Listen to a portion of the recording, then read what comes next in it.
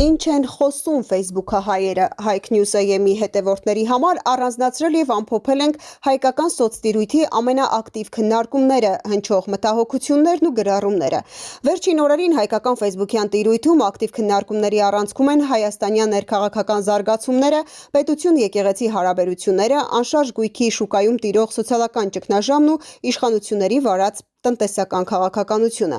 Facebook-յան օգտատերերն ու հանրային գործիչները ահազանգում են հայ առաքելական եկեղեցու և հոգևորականների նկատմամբ պետական ճնշումների մասին։ Միջազգային փաստաբան Ռոբերտ Ամստերդամը սուր քննադատության է ենթարկել իշխանությունների գործողությունները, այն որակելով որպես անկախ կրոնական կառույցը քաղաքականապես զավթելու փորձ։ Նիկոլ Փաշինյանը իրեն այնպես է պահում, ասես Հայաստանում չկա որևէ ինստիտուտ, որը վեր է իր անձնական իշխանությունից։ Այժմ նա իրեն դասել է խորհրդարանից վեր, եկեղեցուց վեր և ըստ ամենայնի Աստծուց վեր։ Եկեղեցին չի պատկանում Նիկոլ Փաշինյանին, այն չի պատկանում նրա կառավարությանը, այն պատկանում է իր հավատացյալներին։ Թեմային արձագանքել է նաև Ռուբեն եպիսկոպոս Զարգարյանը, անդրադառնալով Տիգրանաշեն կատարած այցի շուրջ բարձրացած աղմուկին։ Հայաստանի Հանրապետության քաղաքացին ունի ազատ տեղաշարժվելու, բնակավայր այցելելու, իր հայրենակիցների հետ հանդիպելու և նրանց կարծիքը լսելու իրավունք։ Եթե պետական պաշտոնյան հայտարարում է, թե Տիգրանաշեն այցելել է քաղաքացիների հետ հանդիպել է կամ նրանց կարծիքը լսել է հեղափոխության նախապատրաստում է,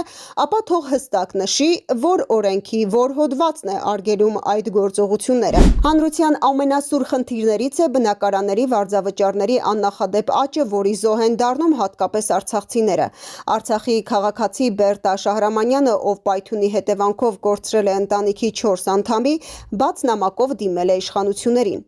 Ցավոք սրտի, ես և ընտանիքս ի վիճակի չենք վճարելու ամսական 300,000 դրամ վարձի գումար։ Պետության կողմից տրամադրվող 3-ից 4 միլիոն սերտիֆիկատներով ներկայիս շուկայական գներով անհնար է նույնիսկ մեկ սենյականոց բնակարան ձեռք բերել։ Մի քանի օրից ես և ընտանիքս կարող ենք մնալ դրսում։ Բլոգ Նյուզի խմբագիր Արամ Գևորգյանը այս համատեքստում մատնանշում է իշխանության երկակի ստանդարտները։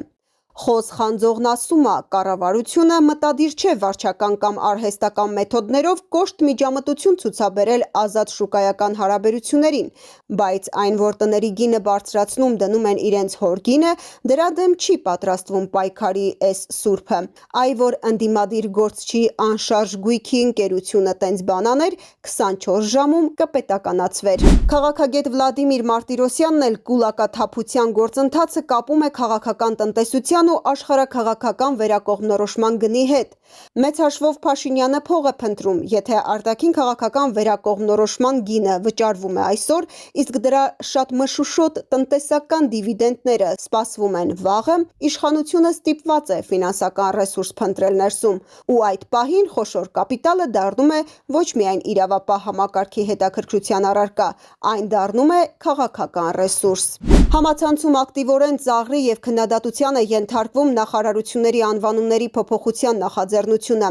Արման Աբովյանը այն համեմատել է Ջորջ Օրուելի հայտնի վեպի հետ։ Իշխանությունների գործողությունների նմանությունը վեպում նկարագրված տոտալ բռնապետության, վախի և ատելության փիլիսոփայության հետ այնքան ակնհայտ է։ Վստահ եմ, որ այս նախարարությունների գործառույթները լինելու են իրենց առաքելության ճիշտ հակառակը և պարզապես հերթական խաբեությունն ու պրոֆանանցիան են լինելու։ ԱԺ նախկին պատգամավոր Տիգրան Աբրահամյանը խոսել է դատաիրավական համակարգի վրա գործադրվող ճնշումներից։ Փաշինյանի նպատակն է հնարավորինս մեծ շրջանակների մասնակից դարձնել իր հակապետական գործունեությանը, դրանով իսկ կիսելով իր քաղաքական կուրսի պատասխանատվությունը։ Մշակութային և տեղեկատվական դաշտի խնդիրներին անդրադարձել են Հայկ Դեմոյանն ու Հովհաննես Իշխանյանը։ Պատմաբան Հայկ Դեմոյանը Մայրաքաղաքում հուշարձան շենքի ձևախեղման փաստով արձանագրել է. Եթե պետություն գոյություն ունենար իր գործող օրենքներով ու սահմանադրությամբ, ապա այսպիսի ստահակություն օրը ցերեկով տեղի չէր ունենա։ Իսկ վավերագրող ռեժիսոր Հովհաննես Իշխանյանը լրատվամիջոցներին կոչ է արել զերծ մնալ հակառակորդի թեզերը հանրայնացնելուց։ Սիրելի նորմալ լրատվամիջոցներ, առանց այն էլ էներգիան շատ չէ, ոգին նվազ։ Խնդրում եմ մի տարածեք Նիկոլա ադրբեջանական պրոպագանդան նրանց քարոզի գերության տակ գտնվող մարդկանց նկարելով։ Ոչ թե պակասեցրեք, այլ ավելացրեք մեր դոպամինը։ Նյութերին առավել մանրամասն կարող եք ծանոթանալ Հայք Նյուզայեմ կայքում, Facebook-յան տրամադրությունները ձեզ փոխանցեց Մարգարիտ Աղուշունցը, Հայք Նյուզ լրատվական։